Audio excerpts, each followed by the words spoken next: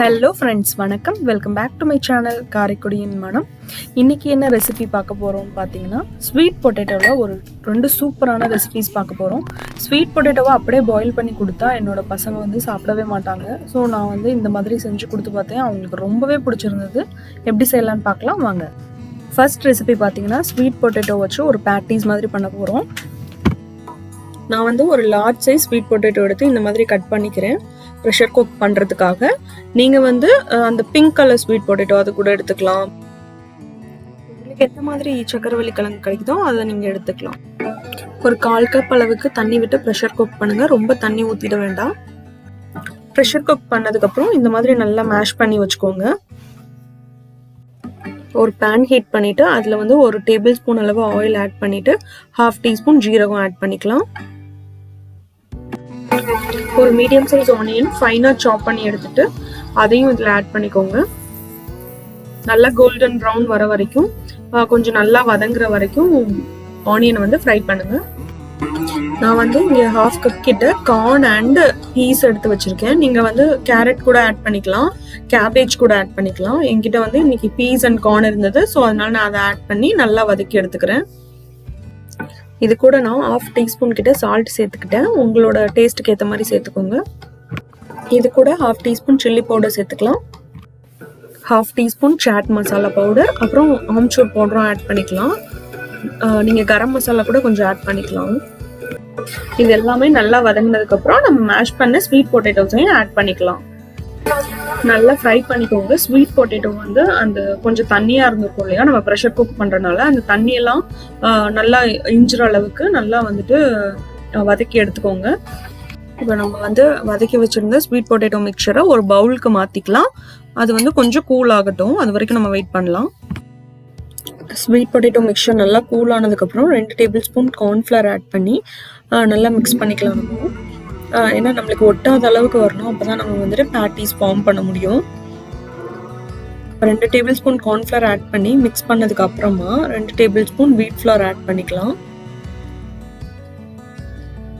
நீங்கள் இந்த மாதிரி ஆட் பண்ணிங்கன்னா டேஸ்ட் வந்து செம்மையாக இருக்கும், சூப்பராக இருக்கும்.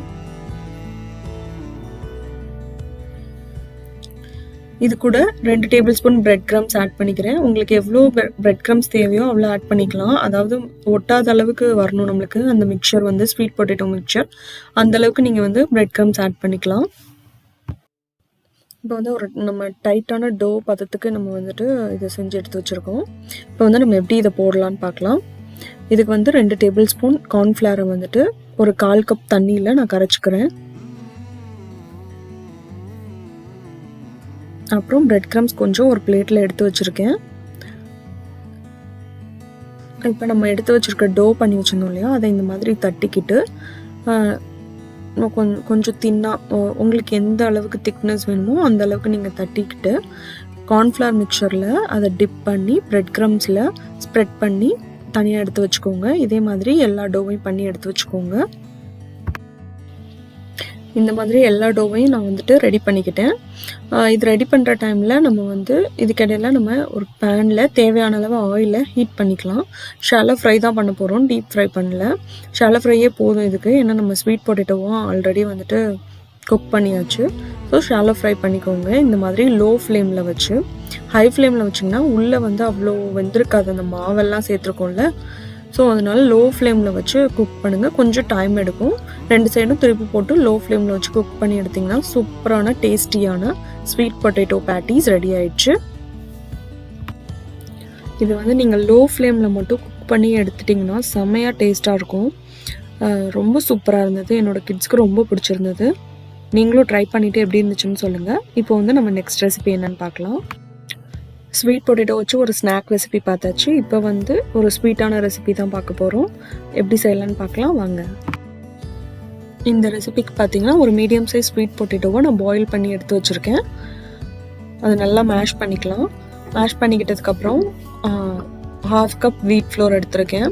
அதை வந்து நான் கொஞ்சம் கொஞ்சமாக ஆட் பண்ணி ஸ்வீட் பொட்டேட்டோவோட சப்பாத்தி டோ மாதிரி ஃபார்ம் பண்ண போகிறேன்.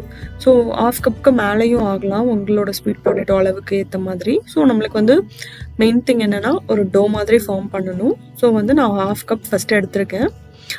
இன்னும் கொஞ்சம் தேவைப்பட்டுச்சுன்னா ஒரு 1 or 2 டேபிள்ஸ்பூன் ஆட் பண்ணுவேன். இது கூட ½ டீஸ்பூன் to 1 டீஸ்பூன் நீங்கள் பேக்கிங் சோடா ஆட் பண்ணிக்கலாம்.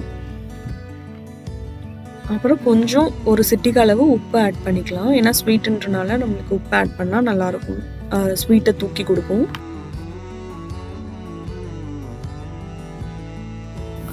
இப்போ இதை வந்து ஒரு சப்பாத்தி டோ அளவுக்கு நல்லா திரட்டிக்கோங்க.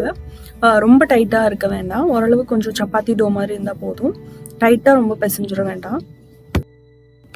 நம்ம திரட்டி வச்சுருக்க மாவை வந்துட்டு ஒரு 2 போர்ஷனாக பிரிச்சுட்டு நான் இந்த மாதிரி தேய்ச்சிக்கிறேன். இந்த அளவு திக்னஸ்க்கு வந்துட்டு நான் தேய்ச்சிக்கணும். நம்ம தேய்ச்சிட்டு உங்களுக்கு பிடிச்ச ஒரு ஷேப்ஸில் வந்து நீங்கள் வந்து கட் பண்ணிக்கலாம், குக்கி கட்டரோ இல்லை வேறு ஏதோ வச்சு. நான் வந்து ஒரு வடை மாதிரி ஒரு ஷேப்பில் நான் கட் பண்ணுறேன்.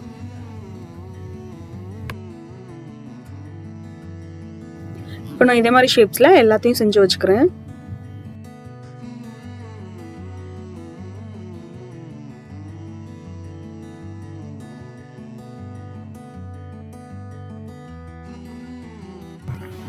இப்போ நம்ம வந்து ஆயில் ஹீட் பண்ணிக்கலாம்.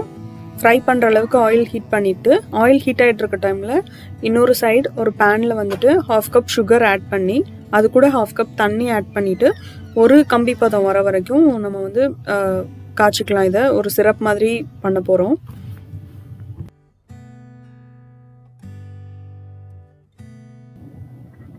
ஆயில் நல்லா ஹீட் ஆகிடுச்சுப்போ நம்ம வந்து ஸ்வீட் பொட்டேட்டோ வடையெல்லாம் வந்து பொரிச்சு எடுத்துக்கலாம்.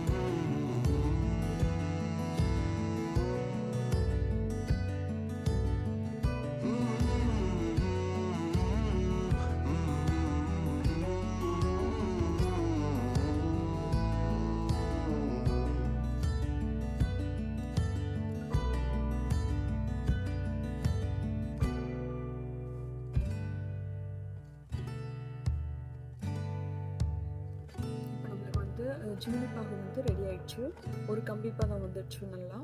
ஸோ இப்போ என்ன பண்ணியிருக்கோம், ஃப்ரை பண்ண வடையை வந்து ஆயிலில் ட்ரைன் பண்ணுறதுக்காக எடுத்து வச்சுருக்கோம். ஸோ அந்த வடையெல்லாம் எடுத்து டிப் பண்ணி எடுத்து வச்சிடலாம். இப்படியே நீங்கள் வந்து வடை ஃப்ரை பண்ணி ஒரு 1 minute ஆயில் ட்ரைன் ஆனதுக்கப்புறம் சுகர் சிரப்பில் டிப் பண்ணி எடுத்து வச்சிடணும். சூடோடு வச்சுருந்தா தான் நல்லா கோட் ஆகும் சுகர் சிரப் வந்து அந்த வடை மேலே. ஸோ இதை ஒரு 1 or 2 hours அப்புறம் பார்த்தீங்கன்னா நல்லாவே சுகர் வந்து செட் ஆகிருக்கும் அது மேலே. ஸோ சாப்பிட்றதுக்கு ரொம்ப டேஸ்டியாக இருக்கும். ஹோப் இந்த 2 ரெசிபீஸும் உங்களுக்கு பிடிச்சிருக்கும்னு நினைக்கிறேன். பிடிச்சிருந்தா என்னோடய வீடியோ லைக் பண்ணுங்கள், என்னோடய சேனலை மறக்காமல் சப்ஸ்கிரைப் பண்ணுங்கள். தேங்க்யூ ஃபார் வாட்சிங்.